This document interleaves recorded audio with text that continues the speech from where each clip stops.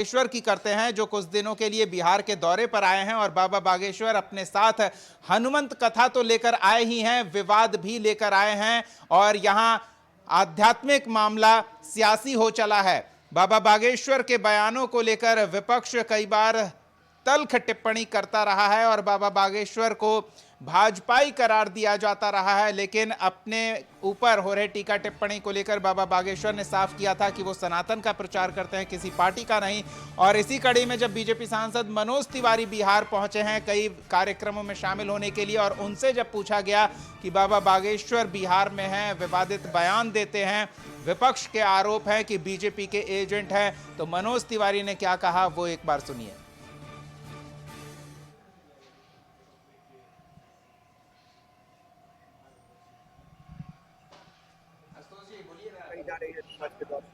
पहली बात तो कि बागेश्वर बाबा कोई चुनाव का प्रचार नहीं करते, वो सनातन का प्रचार करते।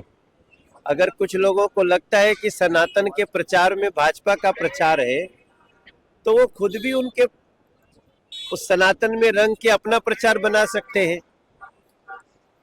सनातन का प्रचार कभी भी भाजपा का प्रचार जो समझता है, अब उसके विवेक बुद्धि को हम क्या कह सकते हैं। राजनीति अलग है, हमारा धर्म अलग है और सनातन एक ऐसा धर्म है जो सब जीवों के प्रति दया दिखाता है, सबको साथ लेकर के चलने को सिखाता है। ये तो नहीं कहता है ना कि दूसरे धर्म वालों को काट दो, पीट दो। तो ऐसे सनातन धर्म को जो विरोध करते हैं या जो धीरेन्द्र शास्त्री जी के प्रवचन से जिसको परेशानी है, उसका अपना दिमाग का प्रॉब्लम है। धर्म अलग है, राजनीति अलग है, लेकिन धर्म की राजनीति करने का आरोप उन्हीं की पार्टी पर लगता रहा है। और ऐसे में जब बाबा बागेश्वर खुलकर हिंदुत्व पर अपनी बात रखते हैं, कई उनके बयान का विरोध भी होता है और कई उनके बयान को बीजेपी का बयान करार दिया जाता है और उन्हें बीजेपी का एजेंट और प्रचारक करार दिया जाता है, तो बाबा बागेश्वर भी खुलकर इस पर प्रतिकार करने से कोताही नहीं करते हैं। हनुमंत कथा के साथ साथ नई सियासी पटकथा बिहार में रची जा रही है। क्या ये चुनाव का असर है? सहयोगी आशुतोष हमारे साथ जुड़े हुए हैं।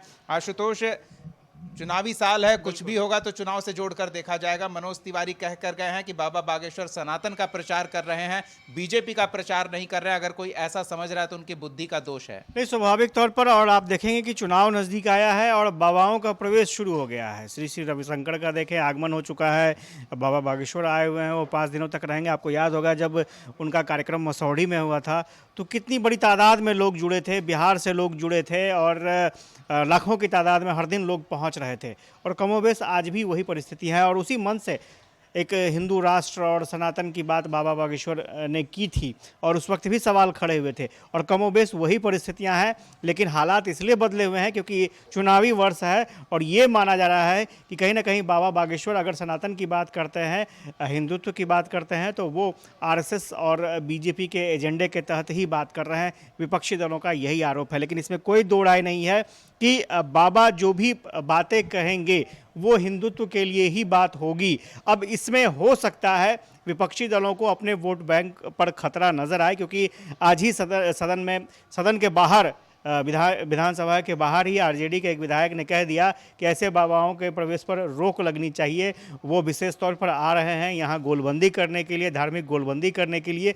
तो ये सरकार को देखना होगा और सचेत होना होगा। तो स्वाभाविक तौर पर विपक्ष को कहीं ना कहीं ऐसा लग रहा है कि ये एक खेमेबंदी, गोलबंदी करने की कोशिश है, वोटरों को एकजुट करने की कोशिश है, तो ये उनके लिए खतरा हो सकता है। हालांकि बीजेपी के नेता अपने अपने तरीके से बचाव कर रहे हैं, लेकिन मुझे लगता है कि जितने दिनों तक बाबा बागेश्वर यहाँ रहेंगे, हर दिन कुछ ना कुछ खबरें आएंगी और कुछ ना कुछ ऐसे मुद्दे निकलेंगे जिस पर विमर्श होगा, चर्चा होगी।